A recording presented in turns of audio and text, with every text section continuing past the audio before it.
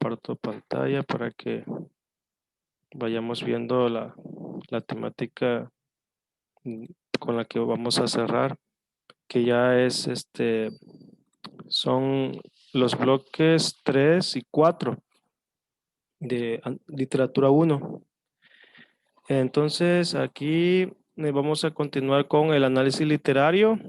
El propósito analiza el género épico narrativo a fin de desarrollar habilidades de análisis de artes o especies que forman parte de este género literario, con base en los elementos que lo componen. Y empezamos viendo los géneros literarios que son el lírico, el épico y el drama. Lírico tiene que ver con las poesías, los cantos, los poemas. La épica tiene que ver con esas historias, hazañas de héroes como en la Edad Media, los cantares. Y el drama, el género drama tiene que ver con el teatro, tiene que ver con la representación de las historias, pero actuadas por personajes. La lírica son poemas, épica son novelas sobre cuento, novela, eh, perdón, son narraciones sobre cuento y novela. Y el drama son narraciones en donde aparecen los personajes que interpretan guiones. El guión se puede cambiar, los personajes lo pueden ir cambiando, le pueden dar su propio matiz, pero aquí lo que se busca siempre es hacer una crítica, una representación de la sociedad. Los poemas generalmente le cantan a los sentimientos, los romanticismos, pues hablaba de la muerte, del amor, de la pasión, de la tristeza, no solamente del amor. En la épica se habla de las hazañas y en el drama se habla también de los temas que mencioné, pero son actuados. Y ahora pasamos al género narrativo. El género narrativo tiene que ver con la escritura propiamente, todo lo que tenemos, todo es un proceso de comunicación. Cuando nosotros hablamos con una persona a través de la lengua, a través de gestos, de mímica, a través de mensajes digitales o mensajes por cartas físicas o emails, se establece un proceso de comunicación en donde existe un destinatario, un destinador, un mensaje, un contexto, un código, y ese código se decodifica, es decir, se interpreta. Nosotros, por ejemplo, en México hablamos español, tenemos un código, tenemos el lenguaje script, la forma de escribir script, pero por ejemplo los rusos tienen otro sistema de comunicarse, es cirílico. Los chinos tienen otro alfabeto, los japoneses, los árabes. Entonces, si nosotros tratamos de leer a un árabe, no le vamos a entender porque tiene otro código. Lo mismo pasa con los chinos, pero si estamos en América, nos podemos comunicar a través de la misma forma de escritura con los países de lengua hispana. Y con los Estados Unidos, pues necesitamos tener elementos del inglés para poder comunicarnos con ellos, pero si no lo haríamos por medio de señales o por medio de gestos. En el análisis narrativo vamos a ver que existen 7 elementos. Existen más, pero vamos a ver en este caso nada más 7, que son acciones o argumentos dentro de una narración. Están los personajes, la función del narrador, el tiempo, el ambiente, el tono y la relación con el contexto del autor. Es decir, cuando uno escribe, no escribe uno por la libre, sino que uno va escribiendo su realidad, la vas representando. Entonces, con estos 7 elementos se va a hacer el análisis literario del género narrativo. Ahora vamos a ver la voz y la mirada, que tiene que ver con los personajes y tiene que ver con el narrador. El narrador en base al modo, con base en la voz, quien habla en el discurso, yo protagonista, con base en la mirada, quien ve. Es decir, cuando está un narrador en una historia, en un cuento o en una novela, inclusive una obra de teatro, existe un yo protagonista, es quien habla. El narrador, quien habla, pero también está un narrador, quien ve, porque puedo hablar yo en un texto, pero el que está mirando puede ser un testigo o puede ser un protagonista. Vamos a ver en esta párrafo, en este fragmento, en memoria de Paulina, de Anabel Saiz. ¿Quién cuenta la historia? Vamos a ver, si lo puedes leer, por favor. Sí, claro. Una disculpa. Dice, siempre quise Paulina, es uno de mis primeros recuerdos. Paulina y yo estamos ocultos en una oscura glorieta de laureles, en un jardín con dos leones de piedra.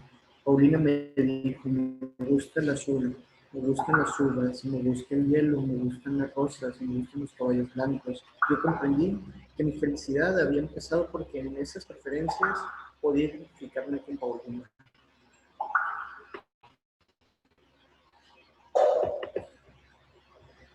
Muy bien, entonces aquí la pregunta dice, ¿quién cuenta la historia? ¿Quién la cuenta? ¿Qué tipo de narrador es? Es un narrador, está en la diapositiva pasada, dice que el de la primera persona, un narrador en primera persona, que está presente. Yo protagonista, ese es. Ajá, es un yo protagonista.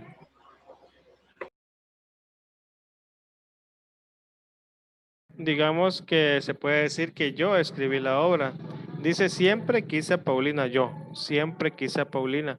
Está en primera persona. Ahora vamos a ver en tercera persona. Dice, ella mantuvo las velas, una en cada mano, él encendió un fósforo, después, abrigando la llama bajo la cúpula de los dedos curvados, la llevó con todo el cuidado de los viejos pabilos, la luz prendió, creció lentamente como la de la luna, bañó la cara de la mujer de la limpieza, no sería necesario decir que él pensó, es bonita, pero lo que ella pensó, sí, se ve que solo tiene ojos para la isla desconocida de Saramago. Aquí pues estamos viendo que es un texto en tercera persona. ¿Por qué? ¿Por qué se dice que es en tercera persona?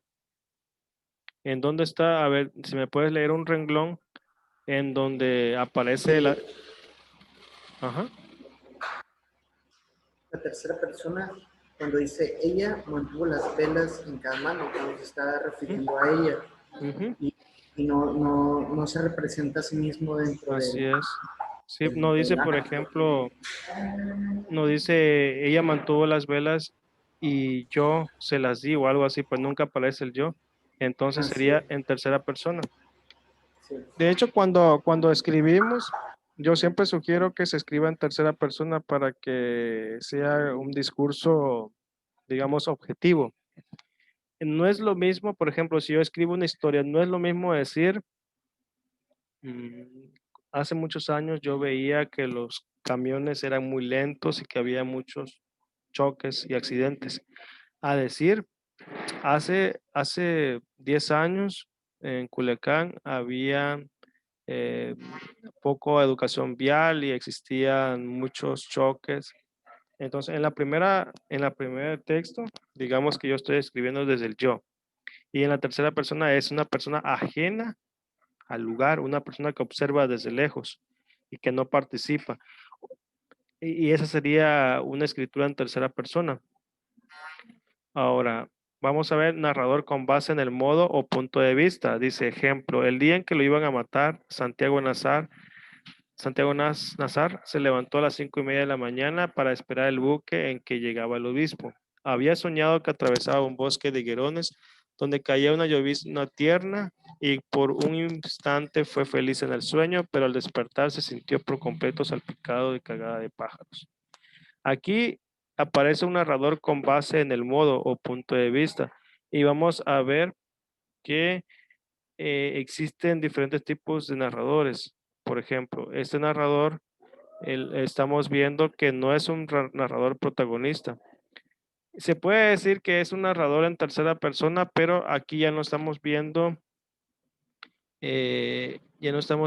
la voz, sino que vamos a ver quién lo ve en base a la vista. Es decir, ya no quién lo cuenta, si lo cuenta desde su forma de expresarse, sino la forma en cómo interpreta las cosas. Porque, por ejemplo, en el narrador, en primera persona, el narrador protagonista, él participa. En tercera persona, él lo ve, pero base a, a la voz. Y en base a la vista es otra cosa. Porque en este ejemplo se pone un narrador, pero que está observando. ¿Por qué? Porque hace comentarios. Lo podemos ver aquí. Había soñado que atravesaba un bosque de higuerones donde cayó una llovizna tierna y por un instante fue feliz en el sueño. Es decir, da un punto de vista, da un comentario, hace un comentario. No desde el yo ni desde él, sino que es un comentario desde la mirada.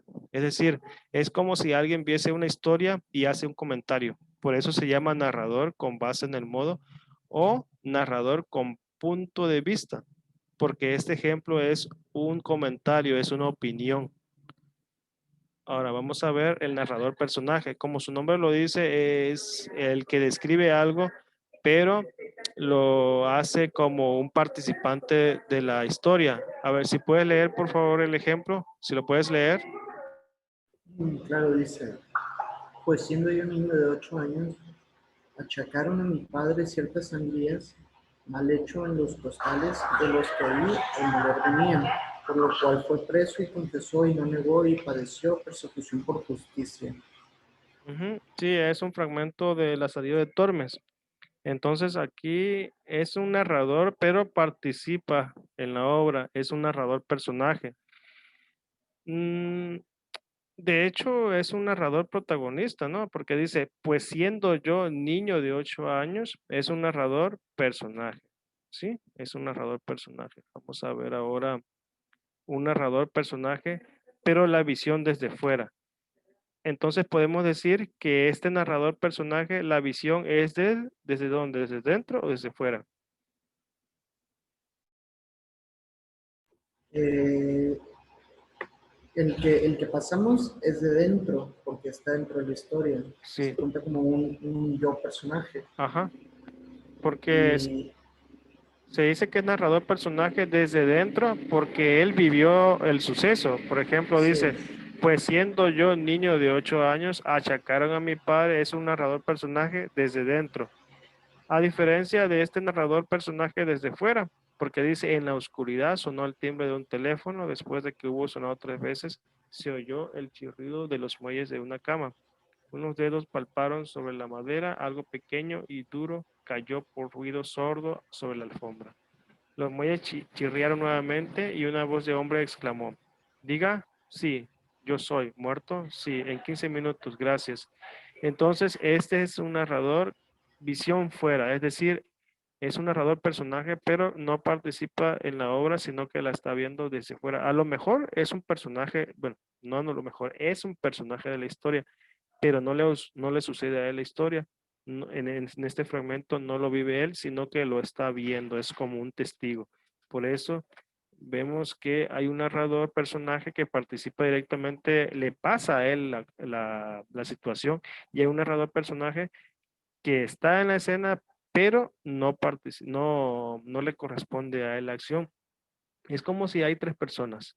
En el narrador personaje, el narrador, la visión es desde adentro cuando hay dos personas que están platicando, pero cuando es un personaje, un narrador personaje con visión fuera, son dos personas que están platicando y hay una tercera que no participa en la discusión, pero está viendo, por eso se llama la visión fuera. Aquí viene otro ejemplo que está un poco más claro. Dice, ignoro los detalles de su aventura. Cuando me sean develados, he de rectificar y ampliar estas páginas. Entonces ahí está afirmando que él no lo sabe todo, pero que puede investigar. Y también vamos a ver el tiempo de la historia. Hay un tiempo del relato. Por ejemplo, yo tengo un cuento y ocurren sucesos, pero ese es el tiempo del relato y aparte es el tiempo de la historia. Por ejemplo, dice, una joven mujer se encuentra tendida bajo las frondosas ramas de un árbol. Su mano derecha se colorea con pequeñas gotas de sangre que emanan desde la abertura de los delgados rasguños que le hiciera el pequeño felino que rescató. Ese es el tiempo del relato. Pero el tiempo de la historia dice, número 1, un gato maulla desesperadamente en la copa de un árbol. Número 2, una mujer se apena de él y va a su rescate. Número 3, la mujer trepa por el árbol con dificultad. Y al final, el 5 dice, la mujer se encuentra tendida en el suelo.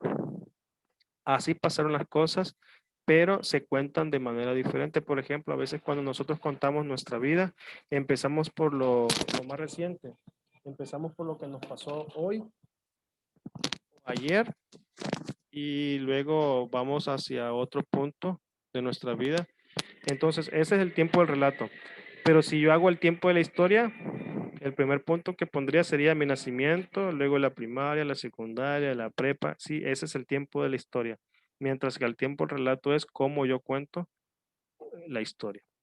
Vamos a ver otro caso, la espacialización, que tiene que ver con la descripción de ambientes, paisajes dentro de la narración.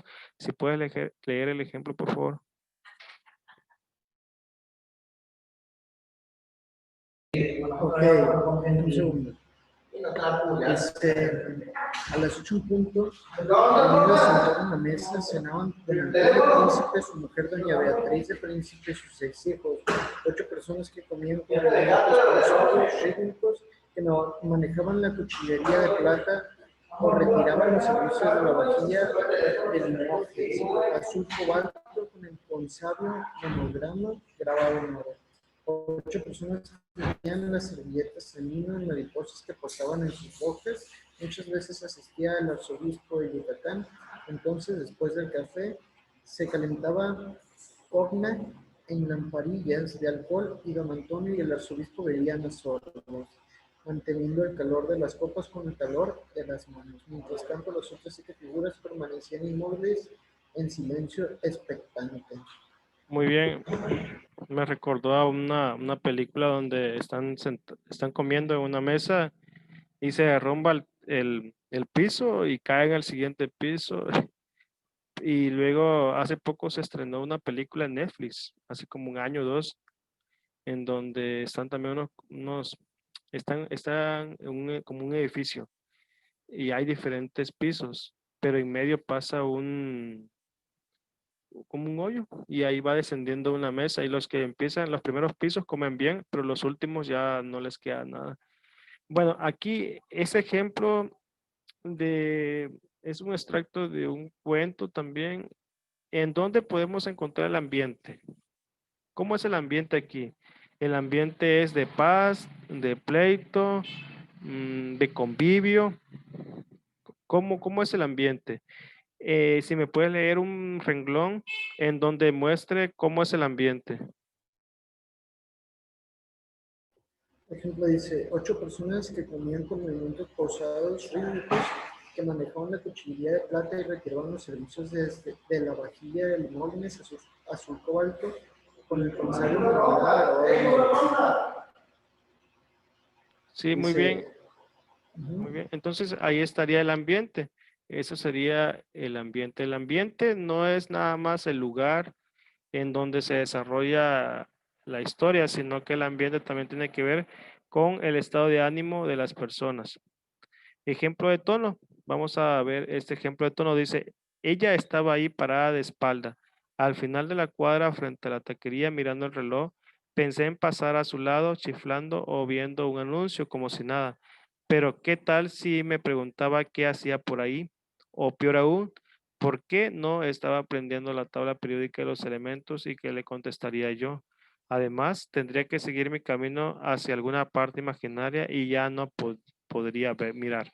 La señorita Ortega de García Bergua. Bien, esto es un ejemplo de tono.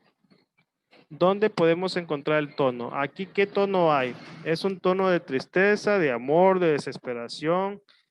¿De cómo si es el tono? puede ya, regresar una diapositiva, por favor.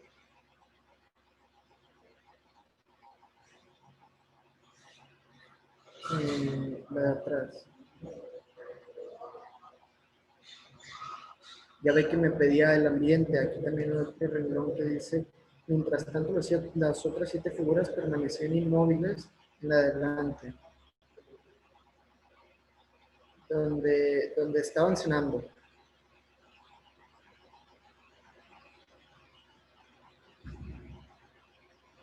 Sí, este es el espacio, el ambiente. Sí, Ujú. Ahora, el otro es el tono. ajá. ¿Qué piensas tú Aquí que sentía el muchacho? ¿Qué sentía? Duda, amor. decía, mientras tanto las otras 7 figuras permanecían inmóviles en silencio expectante, dice. Y en tono, por ejemplo, pensé que chiflando en el anuncio, como si nada, Aquí, la mira, persona preguntaba, este es el espacio. Este es un ejemplo de espacio, de ambiente. Pero aquí estamos viendo un ejemplo de tono.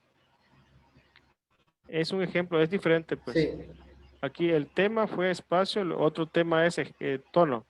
Aquí este párrafo nos sí, dice, solo quería mencionarlo. ajá, ok, está bien.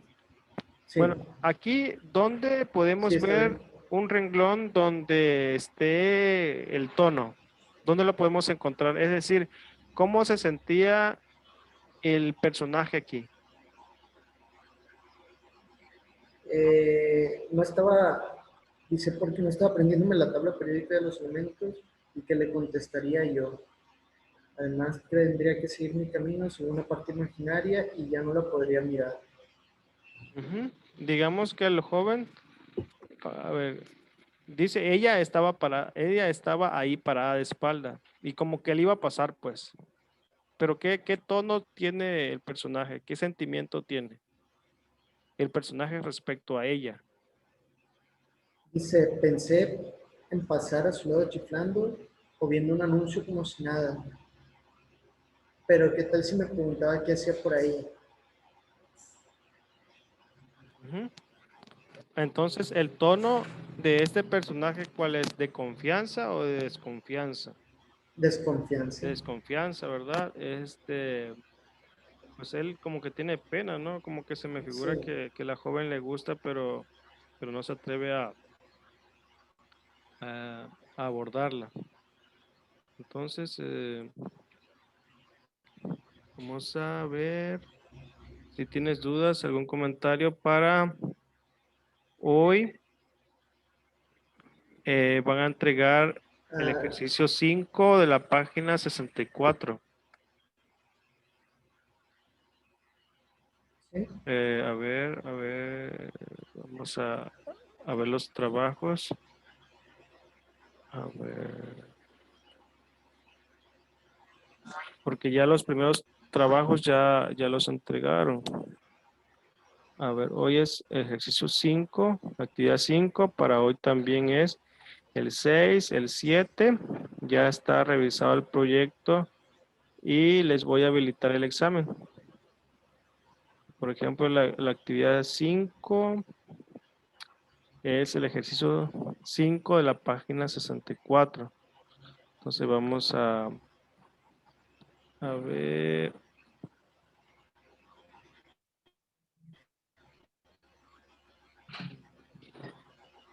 A ver, permítame un poquito.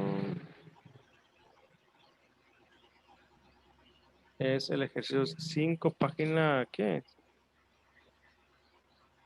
64. 64. Entonces, ahorita esperamos a que abra. Tiene que ver con lo que vimos ahorita, ¿no? Con el ambiente, los personajes, el, el tono no lo puse, pero también se puede ver. El último elemento a revisar en un análisis literario es el contexto del autor, es decir, alguien escribe, pero escribe desde una sociedad. Por ejemplo, Cervantes estaba en una cárcel cuando escribió, estaba, digamos, en prisión cuando escribió El Quijote. Adolfo Hitler también escribió Mein Kampf cuando estaba en la cárcel. Hay gente que estando encerrada escribe textos. Entonces hay que ver el contexto en el que se escribió una obra. Contexto quiere decir lo que rodea al texto. Texto, contexto, texto, lo que rodea al texto. Es decir, quién lo escribió, cuándo lo escribió, dónde. Entonces, estamos viendo en general los géneros literarios, el análisis literario, y ya en la unidad 3 ya propiamente entraríamos a lo que son las tipologías de los cuentos y el análisis de los cuentos. Ya Ahorita estábamos abordando ello y ya nos vamos a ir a la página, a ver, página 64 dice. Vamos a ver, página 65, la página 64. Hay que hacer el ejercicio 5. A ver, ejercicio 5.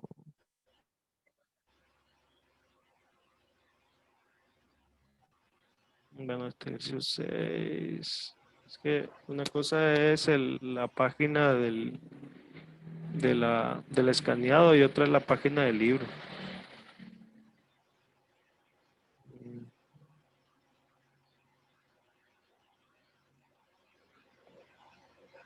Ok, entonces ejercicio 5. Aquí hay que poner personaje, tipo de acción que representa, si es bueno, es malo. Página 59. Página 59. Bueno, voy a detener aquí.